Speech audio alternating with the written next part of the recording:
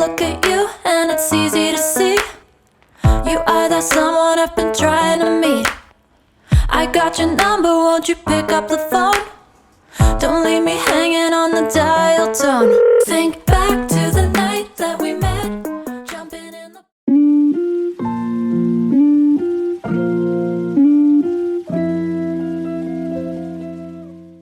Hello everyone, welcome back to the channel. This is Ritu and welcome to Ritu's Vibe. So in this video, I would be showing you some random days in my life. Let's get started into the video.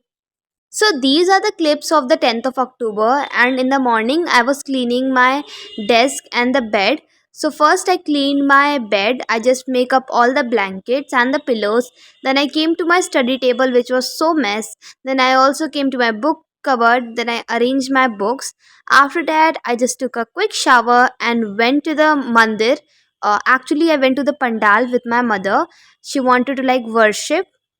Then, after coming from it, I didn't record much. Hello everyone, welcome back to the channel. This is 10th of October and today we are going to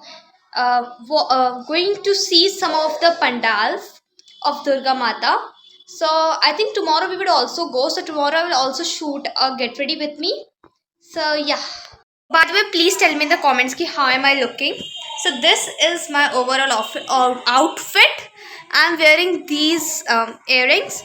Then this what it is called, short kurta, yeah. And then at the bottom I'm wearing some pair of jeans. Yes. उसके बाद पंडाल घूमते घूमते हम इस मेले में आ गए थे, डिज्नीलैंड आई थिंक उसका कुछ नाम था. तो यहाँ पर हमने आज फाइनली डिसाइड करा कि हम जाएंगे जाइंट व्हील पर. सो इससे पहले आज तक मैं कभी भी जाइंट व्हील पे नहीं गई हूँ. तो हमने पापा को पहले बहुत रिक्वेस्ट करा कि प्लीज़ हमें जाने दो, हम नहीं डरेंगे. तो उन्होंने कहा चलो ठीक है. फिर मैं और मेरी बहन अकेले गए थे. मेरे पापा को जाने का उतना मन नहीं था इसलिए.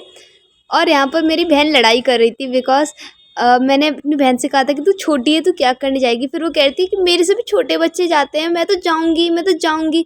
और उसकी एक्साइटमेंट लेवल देख रहे हो कितनी ज़्यादा खुश हो रही है ये.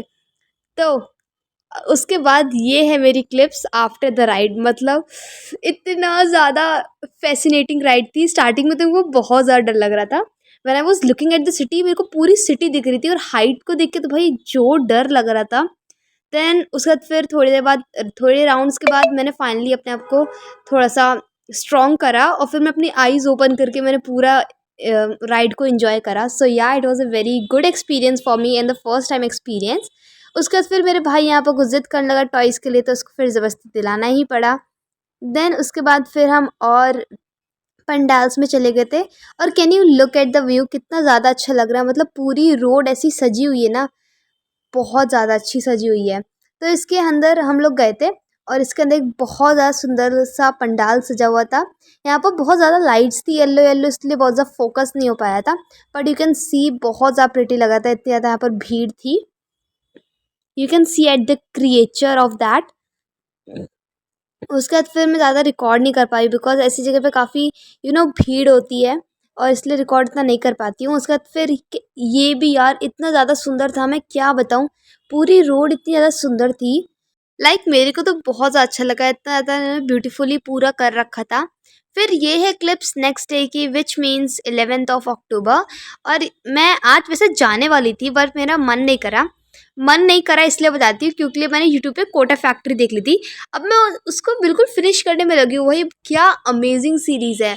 मतलब मैंने कम्प्लीटली कभी नहीं देखी थी, ऐसी बस थोड़े बहुत शॉर्ट्स वगैरह होते हैं ना, आ जाते हैं, बस वैसी देखी थी. पर मुझे बहुत ज़्यादा अच्छी लगी कोटा फैक्ट्री. मैंने पूरी तो नहीं देखी, सिर्फ सीज़न 1 मैंने देखा. आई थिंक सीज़न 2 भी मैंने थोड़ा बहुत देख ही लिया. तो नेक्स्ट डे यहाँ पर मैं फिर बैठ कर यहाँ पर मैंने प्लानर बनाया कि क्योंकि मेरा जो शेड्यूल है बहुत ज़्यादा अनप्रोडक्टिव है और मेरे को थोड़ा सा अपने लाइफ में प्रोडक्टिविटी लानी है. थंबनेल पे तो इतना प्रोडक्टिव लिखती है, उतना ऐसा कुछ होता नहीं है productive. It's just all about click bait. तो उसके बाद फिर आई थिंक ये है नेक्स्ट डे की क्लिप. और यहाँ पर मैं वर्क डन कर रही थी और ये चैप्टर बहुत ज़्यादा इंपॉर्टेंट है. इसमें जो वो है ना न्यूमेरिकल्स, वो काफ़ी ज़्यादा ट्रिकी है मैं कह सकती हूँ. तो यहाँ पर मैं राक्षक सर की हेल्प से मैं यहाँ पर पढ़ रही थी और भाई जो सर की एक्सप्लेनेशन है ना, क्या सही पढ़ाते हैं। मतलब physics is just, he teaches very nice. और जो हमारे स्कूल टीचर है ना, वो भी बहुत अच्छे फिजिक्स पढ़ाते हैं। ऐसा नहीं है, होता है ना बहुत सारे टीचर्स होते हैं फिजिक्स के, like they just make the subject very boring और बस थियोरेटिकली रटाते रहते हैं। पर नहीं, हमारे जो स्कूल के टीचर है वो भी काफ़ी अच्छे से पढ़ाते हैं, प्रैक्टिकली वे में समझाते हैं, जो कि बहुत अच्छा लगता है फिजिक्स में। और साथ साथ जोक भी कराते रहते हैं, जो ऑफकोर्स सारे बच्चों को ही अच्छा लगता है।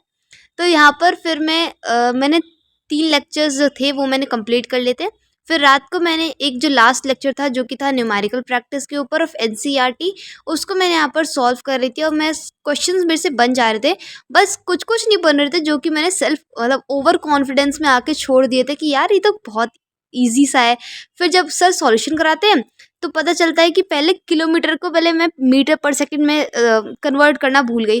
तो ये सब कुछ सिली मिस्टेक्स है, जो कि हमें बहुत अच्छे से ध्यान रखनी पड़ती है।